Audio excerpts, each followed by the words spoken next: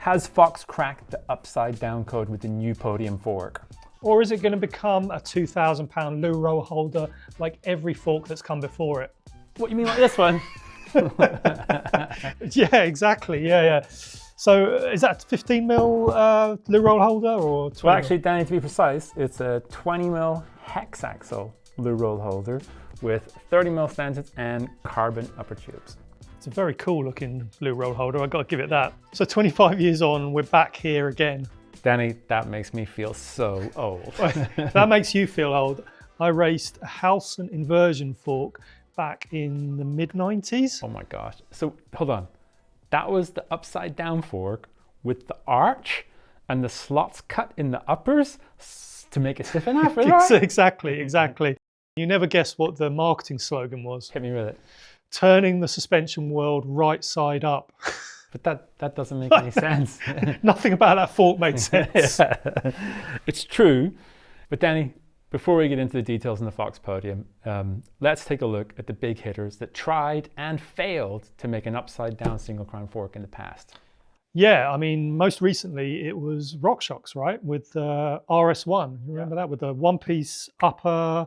It had a carbon upper with a carbon steerer. Yeah, and it was kind of short travel and it was an instant flop, right? It was very floppy, wasn't it? Yeah, so that was 2015.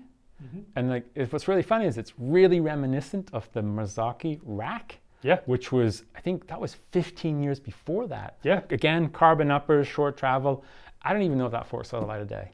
No, but to be fair to Marzocchi, they had probably the most popular or most successful single crown upside down fork in the Shiver SC. Yeah, I mean, it was a cool fork. And what was really cool about it, Danny, is it was basically just like a single crown version of the Shiver DH. But like it was flexy and it was heavy. Yeah. It's always the Achilles heel of the upside down fork. Yeah. And I think we should point out that though all those forks, they had straight 1.1 steerer tubes. The older ones. Yeah, like just like this, right? Yeah. I mean, and like so those forks were flexy even by the standard of the day. This is true. Yeah, and like I mean, I still think the Dorado single crown, which is basically a single crown version of the Dorado DH fork, is the coolest upside down single crown fork ever made. I would agree with that, but it was pretty flexy still, wasn't it? It was. So even though it had carbon uppers, it had a really big crown, 20 mil axle. It was plush, but it was flexy. And in fact, I got cross-rutted on this fork. This particular fork went down, couldn't climb out of the rut, just lost the front end, went down, and the brake lever left like a cigar size hole in the inside of my leg. I remember. Yeah. Didn't I take you to the A&E? Yeah, you did. Yeah, because you remember? Because I basically I got up and you went, "Are you okay?" And I went, "Yeah, I'm fine." And didn't you have you had all yogurt in your? No, we rode off. Yeah. We rode off, and I was like, "Oh, my leg's wet." I put my shorts up, and I was like, "We need to go to A&E. I got a big hole in my leg." So, yeah. And you were covered in yogurt. Yeah, because I had something in my backpack. Yeah. But what's interesting, Danny, is that's actually the last time that I rode a single crown upside down fork until I rode your bike 2 weeks ago. And Danny, before we get into the ride quality of the Fox Podium, I mean, you attended the launch. Can you give me the details on this fork that in theory should guarantee that it doesn't become another piece of like mountain bike memorabilia? Yeah. Well, the big challenge with the Podium was to keep the weight reasonable while also keeping the stiffness acceptable. And by stiffness, we're talking about torsional stiffness, really. That's what we're focusing in on. Fox has gone for a generatively designed crown. What the hell does that mean? I thought you'd stop me there. Does that just mean big and ugly? That's that's a subjective. But basically, they plug in a load of parameters into a piece of software, and it sort of spits out some options for them. It's a kind of AI CAD kind of thing. Yeah, like exactly. analysis. And then they refine it and stuff. So then they've gone for 47 mil upper tubes, which is big, right? Which is big. 36 mil lowers, and then they tied it all together with a 20 mil steel bolt-through axle with 4 pinch bolts. Kind of back to downhill standards on the hubs, right? Yeah, so if you've thrown your old downhill wheels out, you're going to have to probably sort. Probably 26 inch anyway. That would look pretty crazy on that. Yeah, you're going to have to source a new front wheel, or if you're lucky enough to have a wheel with adapters or a hub with adapters, you could just plug it in. So the key thing is with going from 15 mil back up to 20 is they're trying to get that torsional stiffness back into the fork. Right? Exactly. So not only that, you're going to find it's quite fiddly to get the wheel in and out of the fork. It is a bit of a pain in the arse. Also, you've got to think about the weight. So the axle on the podium is more than double the weight of a standard 15 mil. Because it's steel 20 mil axle, so it's burly. It is very burly, yeah. Now, all of that means that Fox claim the podium is almost as stiff as a Fox 40 in terms of fore-aft stiffness. Yeah, so when the fork's yep. going like this, under braking or whatever. Yeah. Yep. Around about as stiff as a 36 torsionally. See, this is where it gets loose, right? Around about.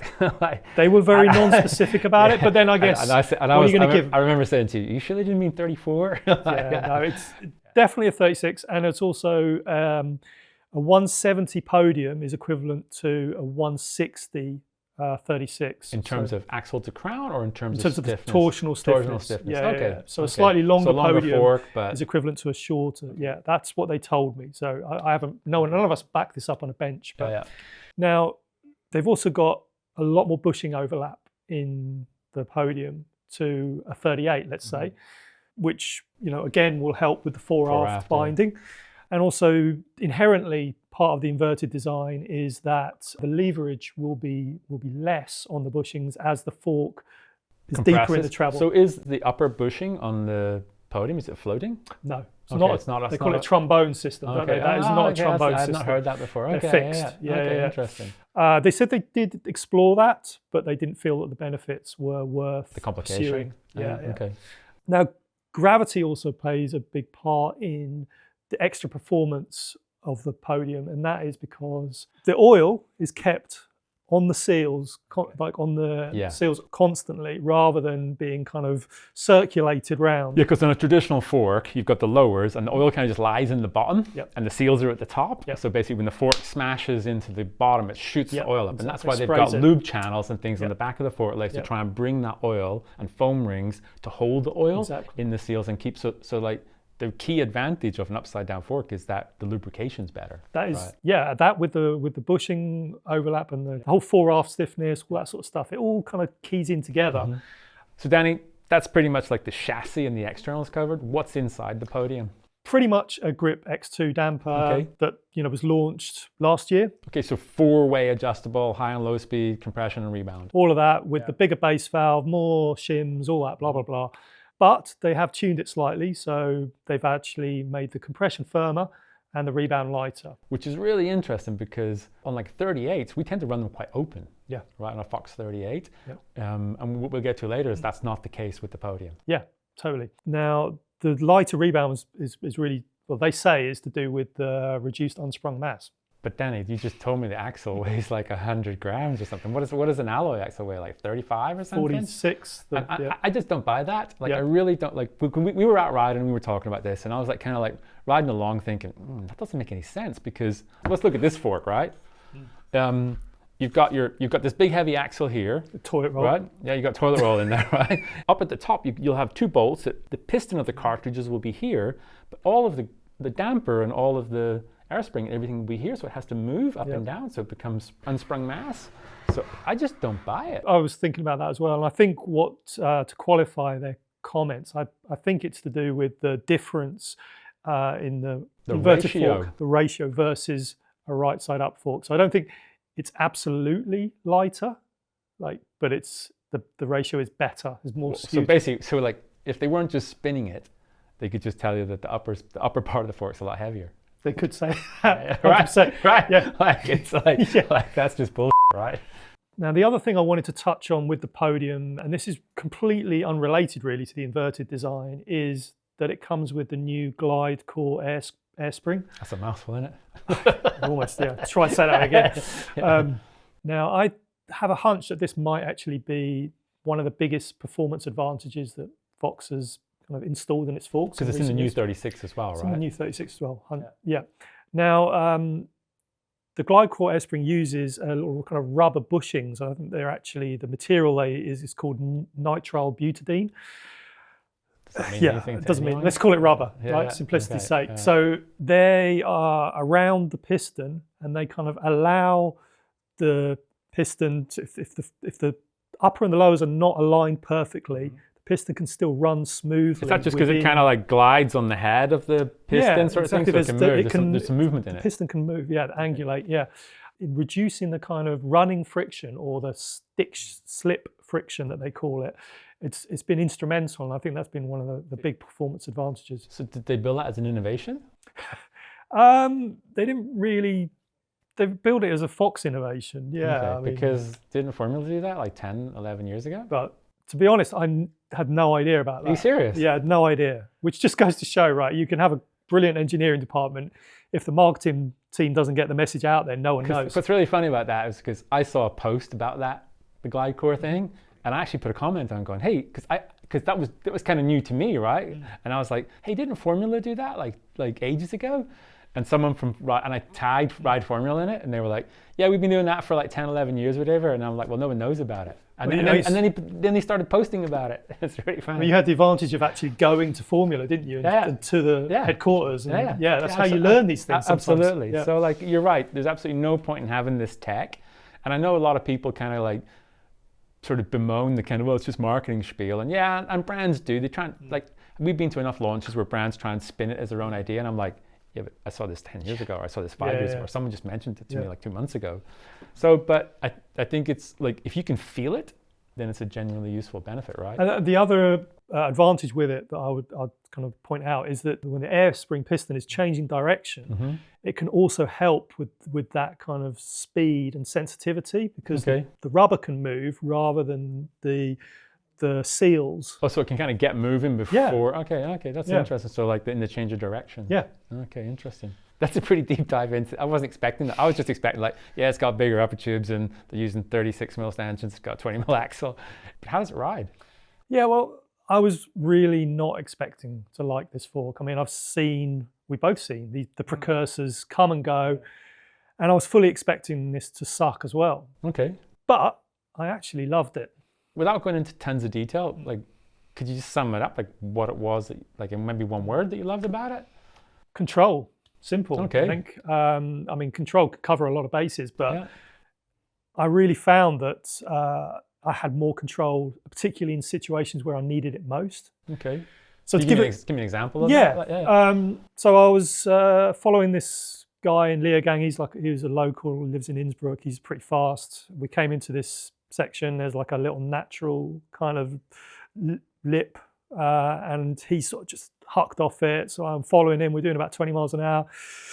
Got into the air and I was like, oh my God, we're going to land in this hideous lattice work of roots. And I was just like, oh no. Landed, nothing, like just like no flinching, like no deflection. No deflection. No, okay. Just no tank slap. No, the bike I was just like, oh, was that it? And it was just, the confidence from that was incredible. I was just like, oh, well, I can just go and hit things harder. I can landing things that I would not normally think about doing. And I'm still going to be able to brake or steer afterwards. I've still got the control to carry it through. You rode there recently as well. There's some crazy braking bumps on some of the trails, like high speed into berms, and you're just like... There's some big G-out berms too, right? You're coming in hot to these berms.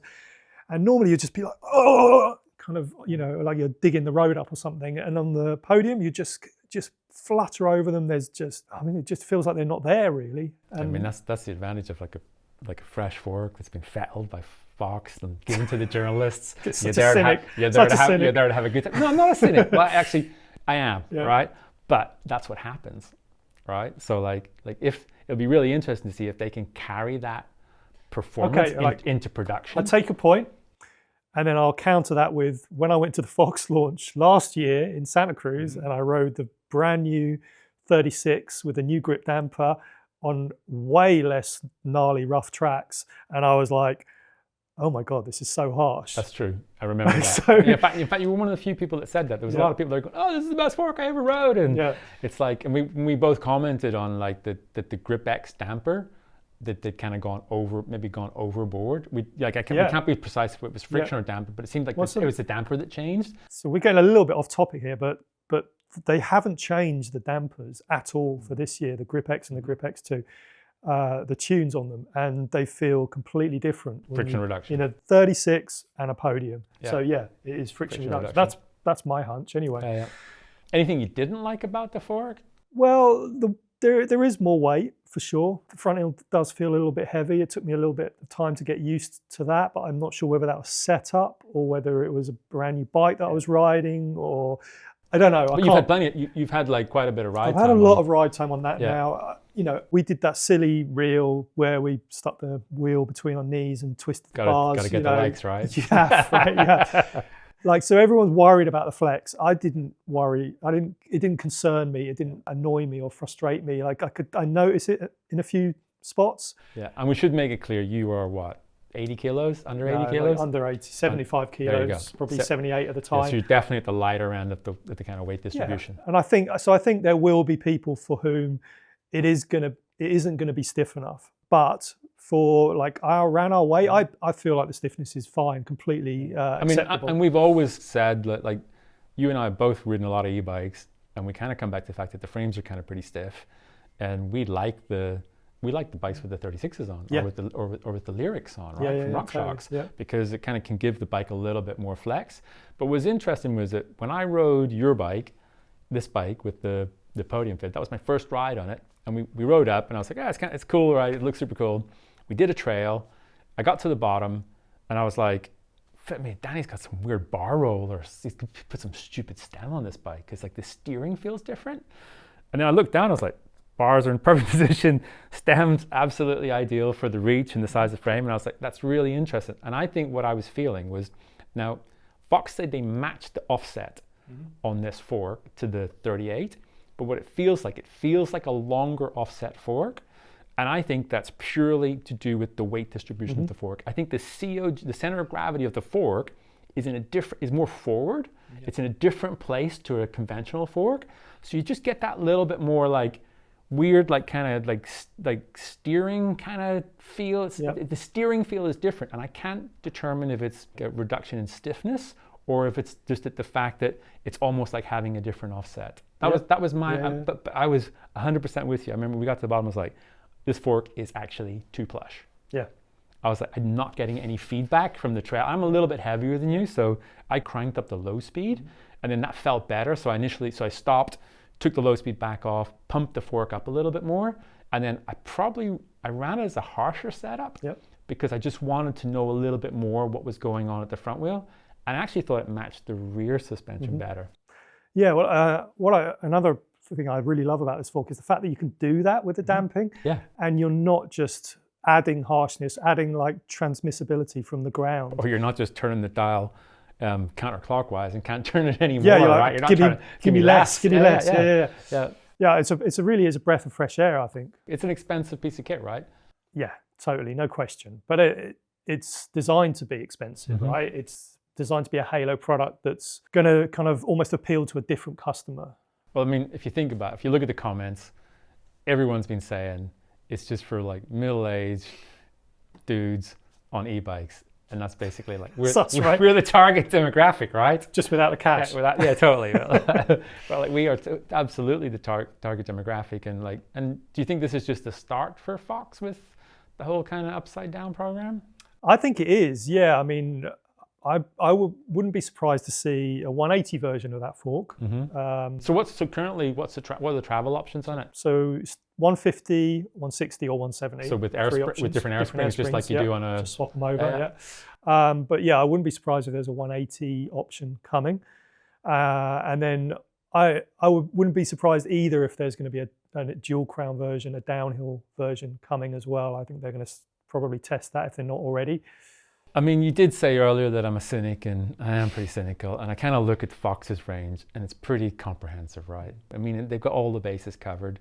I mean, what else are you going to do if you're kind of like the kind of like probably one of the leaders in suspension, right? Like, I mean, were they gonna make like in-betweener sizes and stuff? Like, I mean, it's upside down forks. It's almost like it's the obvious evolution for them. Yeah, and I think with the amount of eyeballs on downhill, and everyone's looking for that little bit of extra kind of performance, and also the whole kind of chassis compliance thing, which is quite a new thing relatively, isn't it? And so people don't want the stiffest thing anymore. So you know, they can see the benefits in having some flex and stuff. So yeah, I think that it will probably come to downhill as well. The other thing that I can't help thinking is that every brand that we mentioned earlier that's tried and failed were at the peak of their success. Yeah. They had money slushing around. Yep. They were selling lots of forks. Whether their forks were good or bad didn't matter. They were like, business was good. Yep. And you got to say Fox's business is good right now, right? I think every suspension engineer's dream is to make upside down forks because it's like, it's moto. So it'll be really interesting to see if Fox can pull it off. Yeah, it will be. It'll buck the trend, right? Yeah, totally. And if they don't, well, I'll have a Manitou Dorado single crown lure roll holder, and you'll have a Fox Podium single crown. So it'll be like there's 25 years in difference, but like same function, right? Yeah, well, let's hope not. Yeah. So Danny's pretty sold on the benefits of the upside down single crown fork. I'm still sitting on the fence, so do let us know in the comments what you think about it.